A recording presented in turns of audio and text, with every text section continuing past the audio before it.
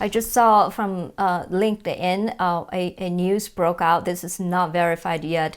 That Putin has put one of his senior intelligence officer under house arrest because he provided not good intelligence about Ukraine before the invasion. So Putin got the impression that the Ukrainian people will kind of even welcome this invasion as like a liberation act from Russia's part. But it turned out that they were met with stiff resistance, and the Ukrainian people do not like this invasion at all.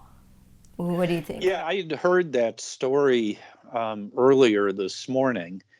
Um, and again, I don't have great sources in Moscow, and I'm certainly not in President Putin's head on what he was thinking. I do think that, the Russians hoped that, by a use of military force, they might be able to cow or scare the Ukrainians without much fighting. And I think that's what they hoped initially. But I also don't think that they were counting on that. I mean, the size of the force that the Russians built up, looked like they were preparing that if things didn't work out, that they would, go to war and fight for what they're trying to achieve.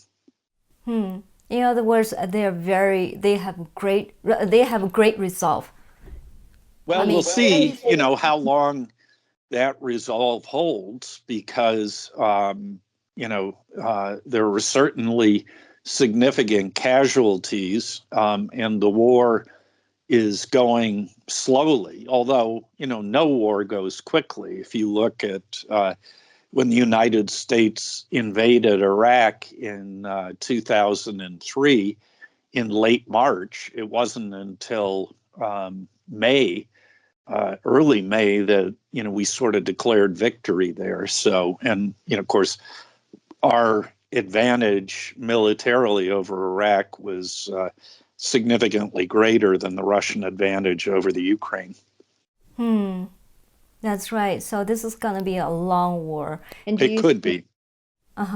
do you see Putin gave up at some point, or he thought he wouldn't get what he originally expected, so he will adjust his goals, like this three demands from the Kremlin recently? Again, one would hope that that would be the case. That war, as bloody and terrible as it is, as the German philosopher of war, Clausewitz, famously argued, it's a continuation of politics by other means and a continuation of diplomacy and bargaining. And sometimes,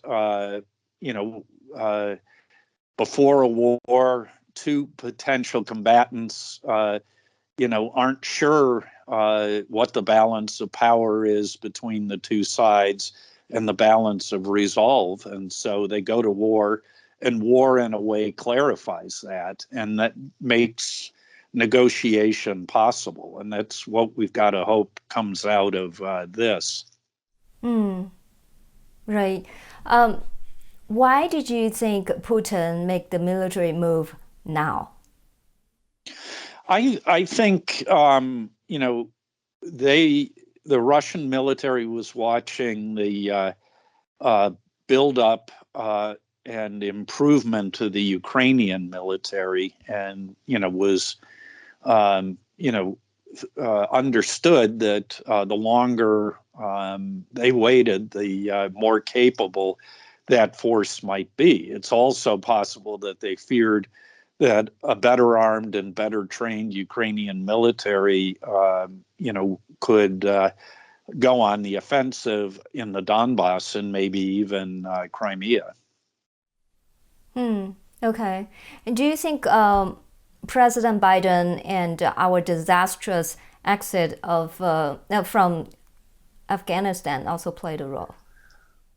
No, I mean the President Putin is well aware that a lot of great powers have left Afghanistan with their tails between their legs, whether it's the British Empire in the 19th century, or Russia in or the Soviet Union in the 1990s, or the United States. So no, I don't think that they connected those two things. That's interesting. So Russia demanded three things now: neutrality for Ukraine, demilitarization of the country, recognition of breakaway regions, and loss of Crimea. First of all, does demilitarization mean Ukraine cannot have a military anymore? Well, neutral Finland had a military, a small military, but a capable one. Japan, after the Second World War, the United States rewrote its constitution, so it couldn't have a military. It had self-defense forces. So and again, not knowing how the Russians would define it, but I think demilitarized Ukraine would not mean a Ukraine without any military capability. That's certainly possible. Maybe Putin intentionally made this unclear so he can adjust what he meant later. Right, and that's the art of democracy, is to use ambiguity creatively. Right. But I mean, in either sense, do you think Ukraine will accept terms like that, the militarization of the country? Not in the sense that it would have no defensive military capability. I mean, if what the Russians expect is Ukraine to become Costa Rica, which doesn't have an army, that, it seems to me, is a non-starter. Probably was before the war, but now in the war, it certainly is. Based on Russia's demands. But that, just to finish the thought, that doesn't mean that limits on its military would be unacceptable. Based on Russia's demands right now, can we tell what Putin's real goals are in Ukraine? For example, is it to prevent a NATO expansion into Ukraine, or to, revive the so-called Russian Empire's glory by reclaiming lost land, or divert domestic pressure, political pressures, or all of them, because Putin is facing re-election in 2024? Well, political acts like this are always the result of multiple factors, and all of those things could be a part of the calculation. The important question, which we can't really answer, is what's the relative importance of each of them? I would have guessed, and I think I would still guess, that Crimea, in Putin's mind, is gone. It's part of Russia. I think he would negotiate away Luhansk and Donetsk as part of some sort of federal arrangement in Ukraine. And I think he'd do it for two reasons. I don't think he wants to annex those republics to Russia. They'd be almost more trouble than they're worth. But I think he'd also count on, the more pro-Russian people in those countries as being a check on the pro-Western elements of Ukrainian society. And trying to control all of Ukraine I think would be impossible for Russia. I think even the area east of the Dnieper is going to be very hard for Russia to occupy and control.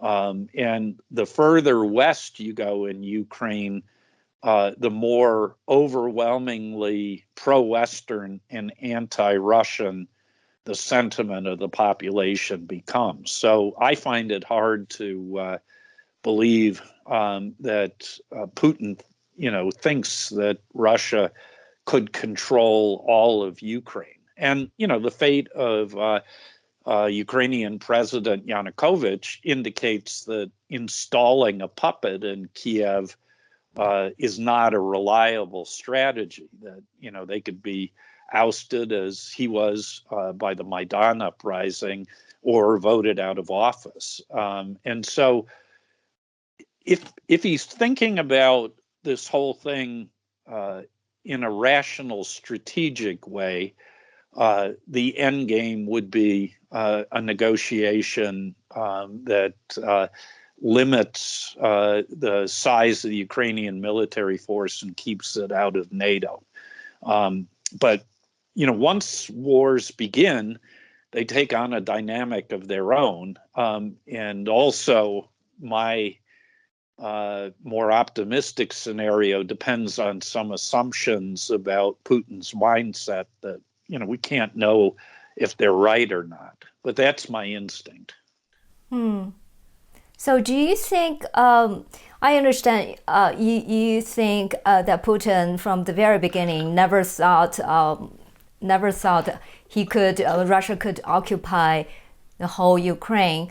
But what about his three demands? Do you think those demands are his goals always, or they have changed because the outcome from the battlefield is not what he has expected so far? Well, the one demand you didn't mention is what he calls denazification, and that he didn't talk about that anymore. Pardon? I mean, the latest claim from the Russia side did not include the denazification anymore.